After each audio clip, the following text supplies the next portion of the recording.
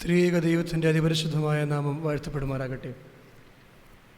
എത്രയും സ്നേഹം നിറഞ്ഞിരിക്കുന്ന പുത്തരാസന മെത്രാപ്പോലീത്ത തിരുമനസ്സുകൊണ്ട് ഇടവക വികാരി, ഇടവകയിൽ ഇന്ന് ആരാധനയ്ക്ക് സംബന്ധിക്കുന്ന വിശ്വാസികളുടെ സമൂഹവും, ഈ ആരാധനയിൽ പല സ്ഥലങ്ങളിലും പല ഭവനങ്ങളിലുമായി സംബന്ധിക്കുന്ന വിശ്വാസികളുടെ ഗണമേ, പരിശുദ്ധ പെന്തിക്കോസ്തി പെരുന്നാൾ ശേഷമുള്ള 6ാമത്തെ ഞായറാഴ്ചയിലേക്ക് നാം ഏവരും പ്രവേശിച്ചിരിക്കുകയാണ്.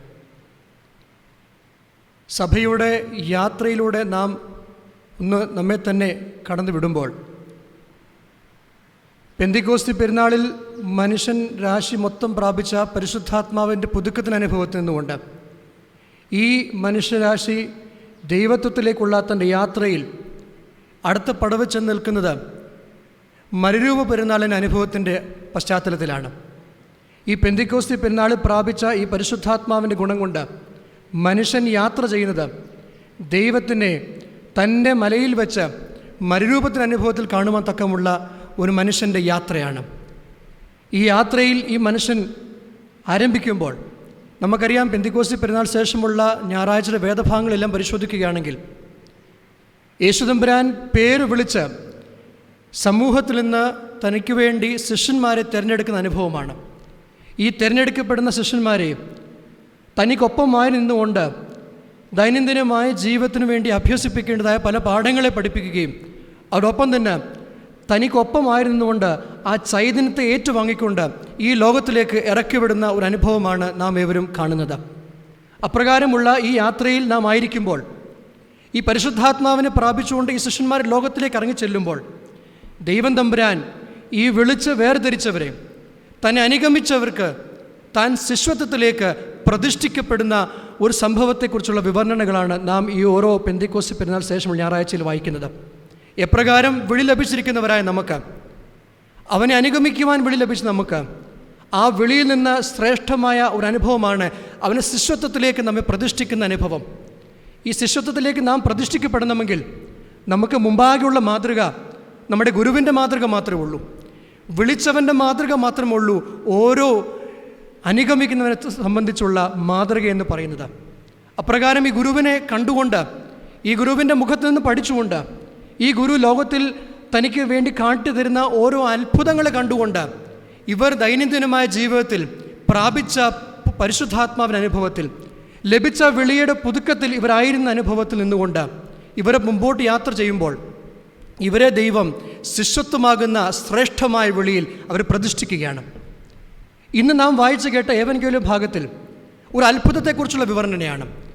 യേശുതമ്പുരാൻ ഗലീലയിൽ വെച്ച് 4000 പുരുഷന്മാരും സ്ത്രീകൾക്കും കുഞ്ഞുങ്ങൾക്കും അപ്പത്തെ വിഭജിച്ച് കൊടുക്കുന്ന ഒരു അനുഭവത്തെക്കുറിച്ചുള്ള ഒരു വിവരണയാണ് നാം വായിക്കുന്നത്. കഴിഞ്ഞ ഞായറാഴ്ച 5 അപ്പം കൊണ്ട് 5000 പേരെ പോഷിപ്പിച്ച സംഭവത്തെക്കുറിച്ച് നാം വായിച്ചുവെങ്കിൽ, ഇന്ന് 7 അപ്പവും കുറെ ചെറുമീനും എടുത്തുകൊണ്ട് 4000 പുരുഷന്മാരും അതിനുപരിയായ കുറെ സ്ത്രീകളും കുഞ്ഞുങ്ങളെയും തമ്പുരാൻ പോഷിപ്പിക്കുന്ന അനുഭവത്തിൻ്റെ വിവർണനകളാണ് ഇന്ന് നാം വായിച്ചു കേട്ട ഏവൻഗേലിയോൻ ഭാഗം. വിശുദ്ധനായ മത്തായി ശ്ലീഹ എഴുതിയ സുവിശേഷം 15-ാം അധ്യായം 32 മുതൽ 39 വരെയുള്ള വാക്യങ്ങൾ. The gospel according to Saint Matthew chapter 15 verses 32 through 39. ഈ 2 ശ്രേഷ്ഠമായ അത്ഭുതങ്ങളെക്കുറിച്ച് നാം വായിക്കുമ്പോൾ, പ്രത്യേകിച്ചും 5 അപ്പം കൊണ്ട് 5000 പേരെ പോഷിപ്പിക്കുന്ന ഈ വേദഭാഗം 4 സുവിശേഷങ്ങളിലും രേഖപ്പെടുത്തിയിരിക്കുന്ന അനുഭവമാണ്. പക്ഷേ ഈ 7 അപ്പം കൊണ്ട് 4000 പേരെ പോഷിപ്പിക്കുന്ന അനുഭവം 2 സുവിശേഷകർ മാത്രമാണ് രേഖപ്പെടുത്തിയിരിക്കുന്നത്. ഇവിടെ പലതരത്തിലും ഇതിനെ ഇൻ്റർപ്രറ്റ് ചെയ്യുന്ന തരങ്ങളുണ്ടെങ്കിലും ചിലർ പറയുന്നു ഇത് ഒരു കൂടുതലും ജെൻറ്റൈലായ ഒരു കമ്മ്യൂണിറ്റിക്ക് വേണ്ടി ദൈവം നൽകുന്ന ഒരു നടത്തുന്ന ഒരു അത്ഭുതമാണ്. അവനായിരിക്കുന്നത് ഗലീലായുടെ അനുഭവത്തിലാണ്. അവിടെ ശമരിയരുടെ അനുഭവത്തിൽ അവനായിരിക്കുമ്പോൾ പുറജാതികളിടയിൽ നിന്നുകൊണ്ട് ഈ അത്ഭുതത്തെ അവൻ കാട്ടിക്കൊടുക്കുന്നുണ്ട്. 3 ദിവസം തനിക്കൊപ്പമായിരുന്നുകൊണ്ട്, തൻ്റെ വായിൽ നിന്ന് വരുന്ന വചനങ്ങൾ ശ്രവിച്ചുകൊണ്ട്, തനിവർക്ക് നൽകുന്ന ദൈനംദിനമായ ജീവിതത്തിന് വേണ്ടിയുള്ള കാഴ്ചകളെ പ്രാപിച്ചുകൊണ്ട് ആയിരിക്കുന്ന ശിഷ്യന്മാർക്ക് 3 ദിവസം കഴിഞ്ഞപ്പോൾ തമ്പുരാൻ പറയുന്നുണ്ട്, എനിക്ക് ഈ ജനതയിൽ മനസ്സലിയുന്നു. ഇവരെ ഇങ്ങനെ പട്ടിണിക്ക് നമുക്ക് പറഞ്ഞു വിടുവാൻ തക്കവണ്ണം നമുക്ക് സാധ്യമാകുകയില്ല. കാരണം ഇവർ ഈ അവസ്ഥയിൽ കടന്നു പോയാൽ ഇവരെവിടെയും വഴിയിൽ വെച്ച് ഇവർ വീഴുമെന്ന് തമ്പുരാൻ പറയുന്നു. അപ്പോൾ ഈ ജനതയിൽ മനസ്സലിവ് നിറഞ്ഞ ഈ തമ്പുരാൻ ഈ ശിഷ്യന്മാരോട് ചോദിക്കുന്നുണ്ട്, എന്താണ് നമുക്ക് ഇവർക്ക് വേണ്ടി ചെയ്യുവാൻ തക്കവണ്ണം സാധ്യമാകുന്നത്? അപ്പോൾ ശിഷ്യന്മാർ 5000 പേരെ പോഷിപ്പിച്ച അനുഭവത്തിന് ദൃക്സാക്ഷികളായ ശിഷ്യന്മാർ വീണ്ടും കർത്താവിനോട് പറയുന്നു, ഈ മരുഭൂമിയിൽ, ഈ വിജനമായ പ്രദേശത്ത് എന്താണ് നമുക്ക് ഇവർക്ക് കൊടുക്കുവാനുള്ളത്? തമ്പുരാൻ വീണ്ടും ചോദിക്കുന്നു, നിങ്ങളുടെ കൈവശം എന്താണുള്ളത്? ഇവർ പറയുന്നു, 7 അപ്പവും കുറേ ചെറുമീനും മാത്രം നിങ്ങളുടെ കൈവശമുണ്ട്. ഒരു തരത്തിൽ പറഞ്ഞാൽ ഈ 7 അപ്പവും കുറേ ചെറുമീനും ഒരു വ്യക്തിയുടെ വിശപ്പടക്കുവാൻ വേണ്ടി മാത്രമുള്ള ഒരു ആഹാരമാണ്. ഈ 7 അപ്പം കൊണ്ടും ഒരു മനുഷ്യനെ തൃപ്തിയാക്കുന്ന അനുഭവത്തിൽ ആ ഭക്ഷണം കൊണ്ട് തമ്പുരാൻ ഇത്രയധികം പേരെ പോഷിപ്പിക്കുന്ന അനുഭവം ഇവർ സാക്ഷികളായി തീരുകയാണ്. അപ്പോൾ ഈ വേദഭാഗത്ത് നിന്നുകൊണ്ട് പ്രത്യേകിച്ചും വിളി ലഭിച്ചവർക്കായ ഈ ശിഷ്യന്മാർ തമ്പുരാനൊപ്പം യാത്ര ചെയ്യുമ്പോൾ ഓരോ തവണയും ഈ അത്ഭുതങ്ങൾക്ക് ദൃക്സാക്ഷികളായി തീരുന്ന ഈ സമൂഹത്തോട് തമ്പുരാൻ ഓരോ പ്രാവശ്യം ശിഷ്യത്വത്തിൻ്റെ ശ്രേഷ്ഠമായ ചില ഗുണപാഠങ്ങളെ പഠിപ്പിച്ചു കൊടുക്കുന്ന അനുഭവമാണ്. ഒന്നാമതായി ഇവിടെ പഠിപ്പിക്കുന്ന ഗുണപാഠം, താൻ മനസ്സലിവിൻ്റെ ഗുണപാഠത്തെ ഇവർക്ക് പഠിപ്പിച്ചു കൊടുക്കുകയാണ്. തമ്പുരാൻ ഈ ജനസമൂഹത്തെ കാണുമ്പോൾ തന്നെ ഭരിക്കുന്ന വികാരമെന്ന് പറയുന്നത് മനസ്സലിവിൻ്റെ വികാരമാണ്. വെറും ഒരു അനുഭവമല്ല, ഒരു മനസ്സലിവിൻ്റെ വികാരം. Compassion is the feeling that is mentioned that Christ had on the people in front of him. Compassion is a kind of mercy. And mercy, as you see, is taken from the Hebrew word rahame. ഈ റഹമ എന്ന് പറഞ്ഞ വാക്കിന് വളരെ ശ്രേഷ്ഠമായ അർത്ഥങ്ങളുണ്ട്. ഇവിടെ മനസ്സലിവിന് നാം കാണുമ്പോൾ പലപ്പോഴും ചിന്തിക്കുന്നത്, തമ്പുരാൻ പറയുന്നു, എനിക്ക് ഈ സമൂഹത്തോട് മനസ്സലിവുണ്ടാകുന്നു എന്ന് തമ്പുരാൻ പറയുമ്പോൾ നാം ഇതിനെ വെറും ഒരു ദൈവത്തിൻ്റെ ഭാവമായി, ദൈവം തൻ്റെ ഉള്ളിൽ കൊണ്ടുവരുന്ന ഒരു മനോഭാവമായിട്ട് മാത്രം കാണുവാൻ നമുക്ക് അനുവാദമില്ല. ഈ മനസ്സലിവെന്ന് പറഞ്ഞാൽ ദൈവത്തിന് സത്വയിലുള്ള ഒരു ഗുണമാണ്. ദൈവസത്തയിൽ ദൈവം മനസ്സലിവുള്ളവനാണെന്നുള്ള ഒരു ബോധ്യം നമുക്കുണ്ടാകണം. നമുക്കറിയാം, ആദിമ കാലഘട്ടത്തിൽ, മോശയുടെ കാലഘട്ടത്തിൽ ദൈവകരുണയുടെ ഒരു ഇരിപ്പിടം തന്നെ അവർ നിർമ്മിക്കുന്നുണ്ട്. 2 കെറൂബുകളുടെ നടുക്ക് ഈ ശ്രേഷ്ഠമായ ഈ കൃപയുടെ, ഈ കരുണയുടെ ഒരു ഇരിപ്പിടത്തെ മോശ ഇവർക്ക് വേണ്ടി കെട്ടിപ്പൊക്കുന്നുണ്ട്. ഇത് യഹൂദ സമൂഹം പോകുന്നിടത്തെല്ലാം ഈ കൃപയുടെ ഇരിപ്പിടത്തെ ഇവർക്കൊപ്പം കൊണ്ടുപോകുന്നുണ്ട്. ഈ കരുണയുടെ ഇരിപ്പിടത്തെ അവർ കൂടെ കൊണ്ടുപോകുന്നുണ്ട്. ഈ ശ്രേഷ്ഠമായ ഇരിപ്പിടം കുറേ കാലങ്ങൾക്ക് ശേഷം അവരുടെ ഇടയിൽ അവർ ദേവാലയം സ്ഥാപിച്ചപ്പോൾ അവിടെയും ശലോമോൻ കൊണ്ട് ഈ കൃപയുടെ ഇരിപ്പിടത്തെ കൊണ്ട് സ്ഥാപിക്കുന്നുണ്ട്. പക്ഷേ പുതിയ നിയമത്തിലേക്ക് നാം കടന്നു വരുമ്പോൾ, മാതാവ് ഗർഭം ധരിച്ചു എന്ന് പറയുമ്പോൾ അവിടെ ഉപയോഗിക്കുന്ന പദവും റഹമേ തന്നെയാണ്. അതായത് മാതാവ് ഗർഭത്തിൽ ഏറ്റുവാങ്ങിയ തമ്പുരാൻ്റെ ഒരു ഗുണം ഈ മനസ്സലിവുള്ളവൻ തന്നെയാണ്. അപ്പോൾ ഈ മനസ്സലിവുള്ളവനായ തമ്പുരാനെ കാണുമ്പോൾ എപ്രകാരം ഏലിശുബ ഈ കുഞ്ഞിനെ കണ്ടുകൊണ്ട് തുള്ളുന്നുവോ, അത് നമ്മെ ചിന്തിപ്പിക്കുന്നത് ദാവീദ് രാജാവ് ഈ കൃപയുടെ ഇരിപ്പിടത്തിന് മുൻപാകെ നൃത്തമാടുന്ന അനുഭവത്തെക്കുറിച്ചും നമുക്ക് സാദൃശ്യമായി വായിക്കുമ്പോൾ മനസ്സിലാക്കാം. അപ്പോൾ ഈ കൃപയാകുന്ന, ഈ മനസ്സലിവാകുന്ന തമ്പുരാൻ്റെ അനുയായികളായി ഞാനും നിങ്ങളും യാത്ര ചെയ്യുമ്പോൾ, പ്രിയമുള്ളവരെ, ഈ മനസ്സലിവെന്ന് പറയുമ്പോൾ എനിക്കും നിങ്ങൾക്കും സ്വായത്തമാക്കേണ്ട, ആർജിച്ചെടുക്കേണ്ട ഒരു ശ്രേഷ്ഠമായ ഒരു ഉണ്മയുടെ ഭാഗമാണ്. It's not something that you learn through your academics, but something that should get induced in you, should be born in you. Because you and I carry the essence of God, and the essence of God is nothing but compassion. അതുകൊണ്ടാണല്ലോ യേശു ക്രിസ്തു ഈ ലോകത്തായിരുന്നപ്പോൾ പറയുന്നുണ്ട്, നിങ്ങളുടെ മുമ്പാകെ 3 മാതൃകകളാണ് ഞാൻ നിങ്ങൾക്ക് കാട്ടിത്തരുന്നത്. ഒന്ന്, നിങ്ങളുടെ സ്വർഗത്തിലെ പിതാവാം ദൈവം വിശുദ്ധനായിരിക്കുന്നത് പോലെ നിങ്ങളും വിശുദ്ധരായിരിപ്പീൻ. രണ്ടാമത് യേശു തമ്പുരാൻ പറയുന്ന, ശിഷ്യന്മാരോട് പറയുന്ന പാഠമാണ്, നിങ്ങളുടെ സ്വർഗത്തിലെ പിതാവ് മനസ്സലിവുള്ളവനായിരിക്കുന്നത് പോലെ നിങ്ങളും മനസ്സലിവുള്ളവരായിരിപ്പീൻ. ലൂക്കോസ് സുവിശേഷം 6:36 അതിനവസാനമായി പറയുന്നുണ്ട്, ഇതിനെല്ലാം രത്നചുരുക്കം പറയുന്നുണ്ട്, നിങ്ങളുടെ സ്വർഗത്തിലെ പിതാവാം ദൈവം സൽഗുണപൂർണ്ണരായിരിക്കുന്ന പോലെ നിങ്ങളും സൽഗുണപൂർണ്ണരായിരിപ്പീൻ. അപ്പോൾ ഈ ശിഷ്യത്വത്തിൽ നാം പ്രാപിക്കേണ്ട ശ്രേഷ്ഠമായ ഗുണത്തിൽ ഒന്ന് ഈ മനസ്സലിവിൻ്റെ അനുഭവമാണ്. ഇന്ന് പലപ്പോഴും ഞാനും നിങ്ങളും ഈ ലോകത്തിലായിരിക്കുമ്പോൾ നമ്മെ നയിക്കുന്ന ഭാവം എന്താണ്? നമ്മുടെ ഉണ്മയിൽ ഈ മനസ്സലിവ് പ്രതിഷ്ഠിക്കപ്പെട്ടിട്ടുണ്ടോ എന്ന് നാം നമ്മോടൊന്നും ചോദിക്കേണ്ടിയിരിക്കുന്നു. We all are eager to follow Christ. There has never been shortage of followers for Christ, but Christ was never excited by the fact that he has followers. but he was also always wanting to have one disciple who would be like him. And to be like him is the call of every disciple. And to have that call fulfilled is to have the essence of God being born, being grown, and being rejuvenated in you by the grace of the Holy Spirit. And that is why the gift of Holy Spirit has been provided to you at baptism, and you keep constantly rejuvenating it through your worship, especially on the feast of Pentecost. നമ്മുടെ സമസൃഷ്ടിയോടുള്ള നമ്മുടെ മനോഭാവം, നമ്മെ ഭരിക്കേണ്ട ഭാവം ഈ മനസ്സലിവാണ്. നിന്റെ സ്വർഗത്തിലെ പിതാവാം ദൈവത്തെ നിന്റെ ശരീരത്തോടും മനസ്സോടും ആത്മാവോടും കൂടി ആരാധിക്കാൻ പറയുന്ന ദൈവം തന്നെ പറയുന്നുണ്ട്, നീ നിന്റെ ദൈവത്തെ സ്നേഹിക്കുന്ന പോലെ തന്നെ നിന്റെ സമസൃഷ്ടിയെ നീ സ്നേഹിക്കണം. ഈ സമസൃഷ്ടിയെ സ്നേഹിക്കുന്ന ഭാവം, as I said, compassion incorporates not just mercy.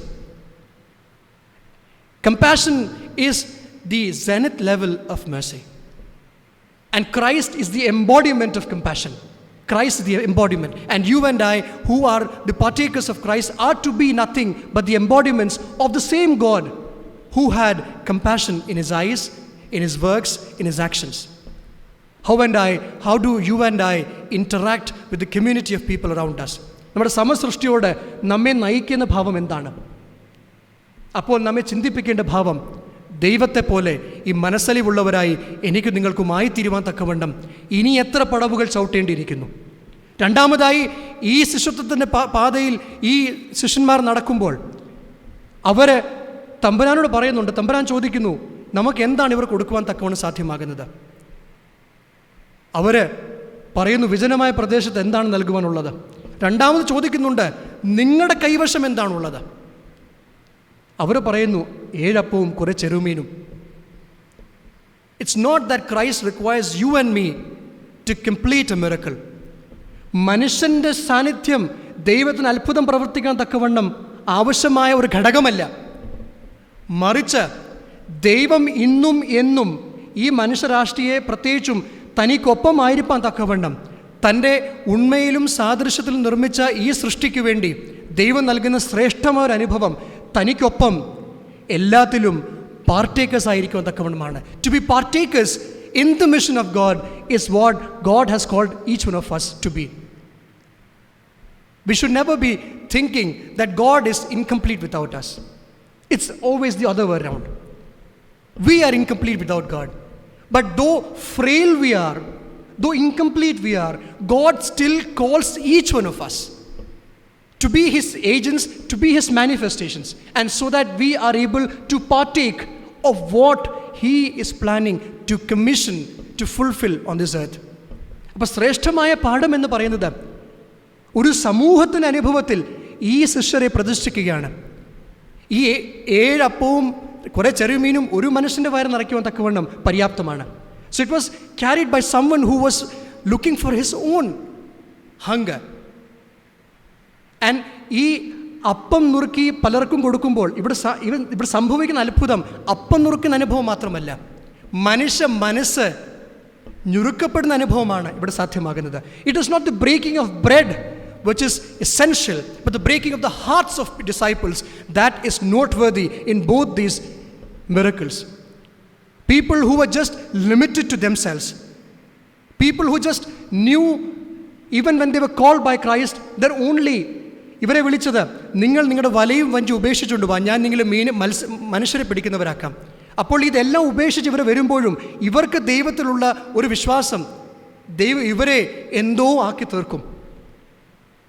അവർ ഈ ഉപേക്ഷിച്ച് ഈ ദൈവത്തിൽ അവർ അവരുടെ വലകളെയും വഞ്ചിയെയും ഈ ക്രിസ്തുവിൽ നെയ്തെടുക്കുകയാണ്. പക്ഷെ ക്രിസ്തു ഈ ഒരു ചുരുങ്ങിയ കാഴ്ചപ്പാട് നിന്നുകൊണ്ട് അവർ ചിന്തയെ തന്നെ ബ്രോഡൻ ചെയ്യുകയാണ്. He broadens the scope of their thought, the very horizons in which man has limited himself.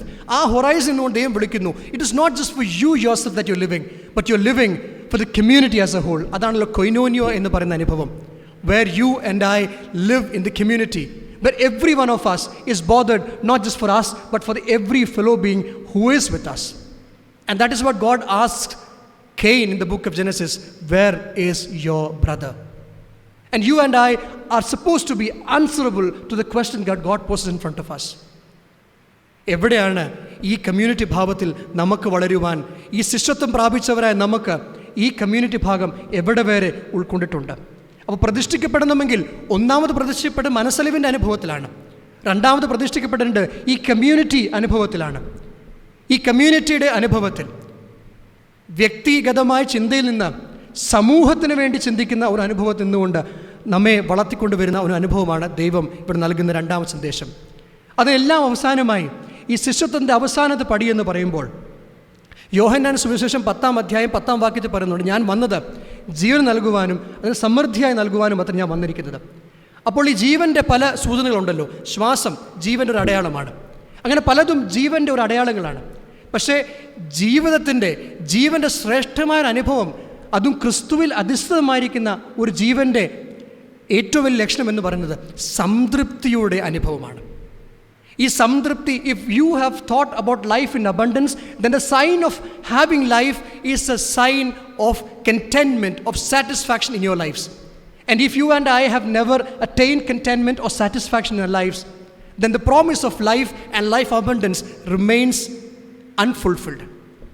So if life is promised to be life in abundance, then that life should be something which has abundant satisfaction. And that abundant satisfaction comes in when you broaden the scope of your thinking and you trust in the providence of God. The providence of God is something that leads you beyond where you are. And many a time, what prevents us from going or trusting into that level is the fact that you have still not experienced, envisioned, enlivened the presence of Christ in our lives. It's only when we are ready to vision, to experience, and to enliven the grace of God in our lives will miracles be fulfilled. Christ blessed the bread and gave it to the disciples. And disciples, when they gave it to the people, that bread was being multiplied. So the disciples are becoming the agents of the miracles of God.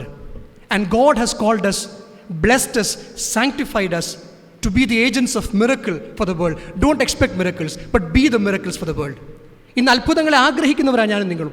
അത്ഭുതത്തെ ആഗ്രഹിക്കുവാനല്ല, അത്ഭുതത്തിന് മുഖാന്തരമായി തീരുവാൻ തക്കവണ്ണം ദൈവം എന്നെയും നിങ്ങളെയും വിളിച്ചിരിക്കുന്നു. എത്രത്തോളം, എത്രമാത്രം ഈ ഒരു മുഖാന്തരമായി തീരുവാൻ തക്കവണ്ണം നാം ഒരുക്കമാണ്.